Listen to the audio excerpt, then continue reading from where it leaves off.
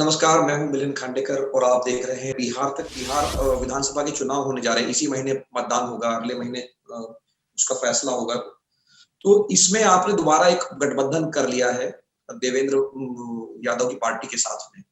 तो ये मैंने जो हिसाब लगाया, ये बिहार में 5 गठबंधन लड़ रहे हैं। एक एनडीए लड़ रहा है, एक आरजेडी कांग्रेस का अब तक तो है उनका अलायंस, एक आपका अलायंस है, एक पप्पू यादव का अलायंस है और एक कुशवाहा का अलायंस है। तो ये 5 अलायंस का मतलब ये होता है, कभी भी आप जानते हैं राजनीति में कि जितने ज्यादा अलायंसेस होंगे, विरोधी जितने बटे हुए रहेंगे, उतना जो सत्ताधारी पार्टी है उसको या एनडीए है उसको एडवांटेज होगा। तो ये जो आप मतलब टुकड़े-टुकड़े करके लड़ रहे हैं, इससे तो आप एक तरह से एनडीए को फायदा पहुंचा रहे हैं बिहार में। सर, आप जिस जगह पर बैठकर मुझसे सवालात कर रहे हैं, महाराष्ट्र में तो उल्टा ही हो गया ना। जी। महाराष्ट्र में तो उल्टा ही हो गया। महाराष्ट्र में तो खेल ही पलट गया ना।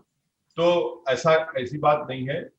हमारा जो अलायंस देवेंद्र प्रसाद यादव साहब से है, वो और भी आप इंतजार करिए, एक दिन का टाइम दीजिए आपको, और भी हम लोग या हम किसी के साथ जाएंगे या कोई हमारे साथ आएगा, उस पर भी बातचीत चल रही है हमारी। मगर ये बोलना कि अलायंस करने से वोट का डिवाइड हो जाता है। अगर मैं अकेले लड़ता तो भी आप बोलते मेरे को कि भाई आप वो आपके अपोनेंट्स बोल रहे हैं डिवाइड कर, आप वोट डिवाइड कर दे रहे हैं। तो ये तो सर, ये तो डेमोक्रेसी में ये तो वोटर का राइट है कि वो किसको पसंद करे ना पसंद करे, वोट डाले ना डाले। तो हम तो वोटर के पास जाएंगे, बिहार की जनता के पास जाकर उनसे अपनी बात रखेंगे, समझाएंगे उनको। और हमको यकीन है कि हमारे बोलने से, हमारे कन्विंस करने से वो हमको अपनी मोहब्बत से और अपने आशीर्वाद से, अपने वोट से नवाजेंगे। मगर ये आर्गुमेंट के इतने अलायंसेस बन रहे हैं, तो ऐसा हो गया। तो देखिए, लास्ट टाइम 5 साल पहले जेडीयू, आरजेडी और कांग्रेस का अलायंस हुआ, मगर उसका नतीजा क्या निकला? मकसद इसलिए था, मकसद क्या था कि भाई बीजेपी को रोकेंगे, आरक्षण का मसला उठा था और गठबंधन के नाम पर सबने वोट किया। नीतीश कुमार ने भारतीय झूठी पार्टी कहा था, क्या क्या नहीं कहा था बीजेपी को, और कहा कि मैं कभी नहीं जाऊंगा। मगर बीच रास्ते पर आपने बिहार जनता को धोखा दे दिया, नीतीश कुमार दोबारा बीजेपी में चले गए। तो ये, और 15 साल नीतीश कुमार के, 15 साल आरजेडी के।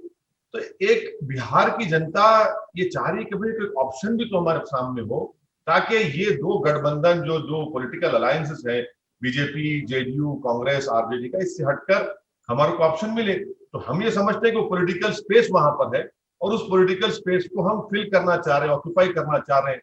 अब जाहिर है कि क्या होगा, कोशिश करेंगे। मुझे यकीन है कि 5 साल पहले जो रिजल्ट आया था एमआईएम के लिए, उस तरह नहीं आएगा। हम सिर्फ 6 सीट लड़े थे। फिर बाद में पार्लियामेंट इलेक्शन में हमारे पार्टी प्रेसिडेंट अख्तर उल इमान 3 लाख वोट लिए, वहां से 3rd नंबर पर आए। फिर बाई इलेक्शन हुआ 7 महीने पहले, तो हम उसी जी, उसमें आप जीते। में। तो हमको लगता है कि 5 साल में हमने मेहनत की, सिर्फ ऐसा नहीं कि गए और भूल गए, कंटिन्यूस मेहनत की अख्तर उल इमान साहब ने वहां पर। हमको यकीन है कि देवेंद्र प्रसाद साहब के अलायंस में और दूसरा जो भी आगे बढ़ेंगे हमको फायदा होगा। और ओवैसी साहब, ये आरोप आप पर बार-बार क्यों लगता है, जो मतलब सेकुलर पार्टी है जो अपने आप को कहती है कि आप बीजेपी के लिए काम करते हैं, आप बीजेपी की बी टीम है, या ये आरोप जो है अभी से नहीं, हम पिछले 5 साल से कम से कम हर जगह, हर चुनाव से पहले आप पर ये आरोप लगता है कि आप बीजेपी का मदद करने के लिए जाते हैं? सर, मुझे बहुत अच्छा लगता है कि कोई मुझे सर्टिफिकेट जब देता है। अब यकीन मानिए, जिस दिन मुझे कोई कहते तो रात में और अच्छी मिल जाती, मुझे लगता है कि यार ये तो बहुत अच्छा हुआ, कि चलो, मुझे बड़ा इत्मीनान होता है कि इन्होंने मुझसे ये बात कही है। देखिए, ये जो बात कही जाती है, ये झूठ है, इसमें सच्चाई नहीं है। अब आप ये बताइए, महाराष्ट्र की मिसाल ले लीजिए। हम कुछ 50 सीट अभी लड़े, हमारे इम्तियाज जलील साहब उस वक्त पार्टी प्रेसिडेंट थे, 50 सीट हम लड़े। तो भाई वहां पर कौन जीता, किसकी सरकार है, किसको हराया हमने? तो ये बोलना कि आप लड़ना नहीं, भाई आप चाहते क्या है? दलित, मुसलमान और जो बैकवर्ड क्लास के लोग हैं, वो क्या सिर्फ बड़े समाज के लोगों की लीडरशिप में उनकी गुलामी करते रहे? अगर हम ये कह रहे हैं कि मैं इलेक्शन लड़ूंगा, तो आपको खुश होना चाहिए। आप बोले हाँ लड़ो इलेक्शन, क्योंकि तुम डेमोक्रेसी को मजबूत कर रहे हो। वो लोग जो जमहूरियत में जिनका यकीन कम हो रहा है, हम उनको यकीन पैदा कर रहे हैं। तो ये नहीं लड़ रहे क्यों? आप लड़ने से फायदा हो रहा। मैं इनको कई मर्तबा कहा हूं, एक इंपेरिकल एविडेंस के साथ भी दिया हूं। और आज से 10 दिन पहले प्रिंट न्यूज वेबसाइट में एक जर्नलिस्ट है मोहतरमा फातिमा खान ने पूरा डेटा के साथ बताया कि एमआईएम के महाराष्ट्र में लड़ने से या यहाँ के लड़ने से बीजेपी को फायदा नहीं हुआ। और ये बिल्कुल झूठ है। अब आप बताइए कि औरंगाबाद की सीट, भाई औरंगाबाद की सीट से 22-23 साल से शिवसेना का कब्जा, इम्तियाज जलील जीते वहां से। लोग हमको उस वक्त भी मुझसे कहा गया, कई बड़े बड़े जर्नलिस्ट ने कहा, अरे सर आपने तो केक वॉक दे दिया शिवसेना को। बहुत मैंने बहस की, एक मशहूर लेडी जर्नलिस्ट भी है, अरे तुमने तो केक वॉक दे दिया। मतलब ठीक है, आपने कहा अपनी बात देख लो। फिर हम किशनगंज लड़े बिहार में। बिहार में अगर एक ही सीट कांग्रेस और आरजेडी जीती तो किशनगंज में जीती। 3.5 लाख वोट वो लिए कांग्रेस, 3,25,000 जेडीयू, 3,78,000 मान ली। भाई 3 पार्लियामेंट की सीट में लड़ता हूं, 2 मैं जीतता हूं, हैदराबाद में बीजेपी को हराते हैं, और 191 सीट्स में कांग्रेस बीजेपी से 175 सीट हारती है। भाई आपकी कमजोरी, आपकी गलती, आपकी गलत तरीके से, आपकी इनकैपेसिटी की वजह से बीजेपी जीतती है।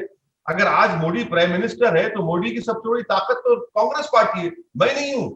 मैं कहूं बताइए, तो मुझे भी तो फायदा होना ना। मेरा मकसद क्या है कि हाँ, मैं चाहता हूं कि मेरी पार्टी के कैंडिडेट जीते, क्योंकि मैं तंग आ चुका हूं ये झूठे सेक्युलरिज्म से, जो सिर्फ धोखा देती हैं, जो लीडरशिप नहीं पैदा होने देते, जो बेनामी की लीडरशिप होती है।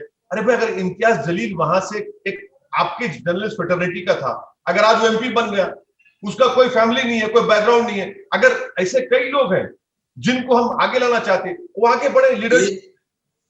ये जो आप झूठा सेकुलरिज्म कह रहे हैं, ये तो वही बात है, बीजेपी भी कहती है सोडो सेकुलरिज्म और आप भी कह रहे हैं कि झूठा सेकुलरिज्म है। तो फिर क्या है, मतलब ये दोनों, मतलब बात तो वही हो रही है ना, झूठा सेकुलरिज्म और सोडो सेकुलरिज्म। तो सिर्फ असली सेकुलरिज्म कौन है, कौन उसका झंडा उठा रहा है? देखिए, बीजेपी तो सेकुलरिज्म पे यकीन ही नहीं करती जी। बीजेपी तो सेकुलरिज्म को मानती नहीं है। बीजेपी कहां सेकुलरिज्म को मानती है? बीजेपी तो हिंदू राष्ट्र बनाने की कोशिश कर रही है। बीजेपी तो हर चीज वो काम कर रही है जो हमारे संविधान के बेसिक स्ट्रक्चर के खिलाफ है। कौन सा नहीं, एक एक काम वो कर चुके हैं। मैं जब झूठा सेकुलरिज्म कहता हूं तो इसका मतलब ये है कि जितने सेकुलर पार्टीज हैं, आप बता दीजिए कि हमारी सबसे बड़ी पंचायत लोकसभा में कितने मुसलमान जीत कर आए? 23 जीत कर आए। वो 4% भी नहीं है।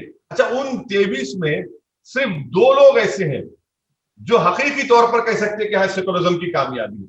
एक तो हमारे अंसारी साहब यूपी के, और एक आपके जो तमिलनाडु से जीत के आते। माँ बाकी तो बशमूल मेरे, मैं उन कॉन्स्टिट्यूंसी से आ रहा हूं जहां पर 30% मुसलमान है। तो फिर आपका रोल क्या है बताइए ना। चलिए मैं झूठा हूं तो आप तो अच्छा, झूठा सेकुलरिज्म आप इनका देख लीजिए कि इलेक्शन भूमि पूजन हुआ कमलनाथ का, जो कि भाई मैं ईंट भिजा रहा हूं, प्रियंका गांधी का ट्वीट आ गया। अरे भाई आप ही तो इस मसले को पैदा करते और आप फिर हमको गाली देते।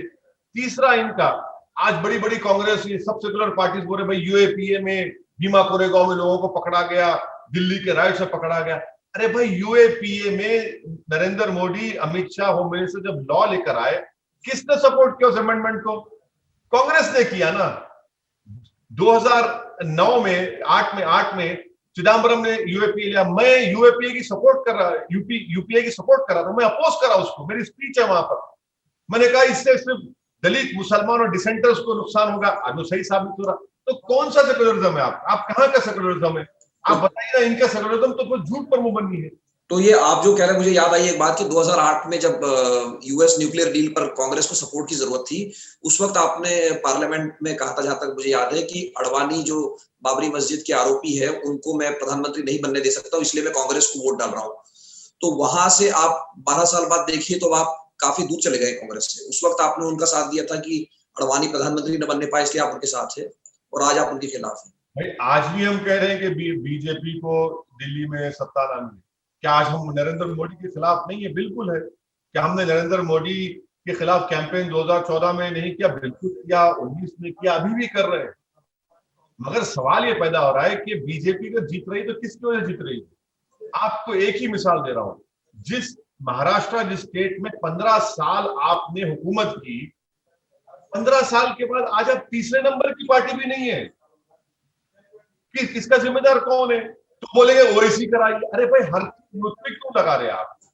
हर चीज में मुझ पे उंगली उठा देते हैं। अरे भाई कभी तो अपने गिरेबान में झांक कर तो देखिए। अच्छा, अमेठी हार गए और आप वायनाड जीतते हैं। क्यों जीतते हैं वायनाड? इसलिए कि वहां पर 30-35% के ऊपर मुसलमान और ईसाई लोग हैं। आप अमेठी हारे, मैं तो नहीं लड़ा अमेठी। तो कितना बोलते रहेंगे? इनका मकसद एक ही है कि तुम इंडिपेंडेंट पॉलिटिकल लीडरशिप और वॉइस की बात मत करो, तुम कोऑप्ट हो जाओ, तुम हमारे साथ आ जाओ, हमारे सबवर्सिव हो जाओ। ये मुझसे नहीं हो सकता, मेरी तबीयत में नहीं है, ना मेरे मिजाज में बात। मैं चाहता हूं जमहूरियत को मजबूत करो। तो बहुत बहुत शुक्रिया ओवैसी साहब हमारे साथ बात करने के लिए। आप बहुत बहुत धन्यवाद, हमारे दर्शकों की तरफ से बहुत बहुत धन्यवाद, आपने हमको लिए टाइम दिया, बहुत शुक्रिया आपका।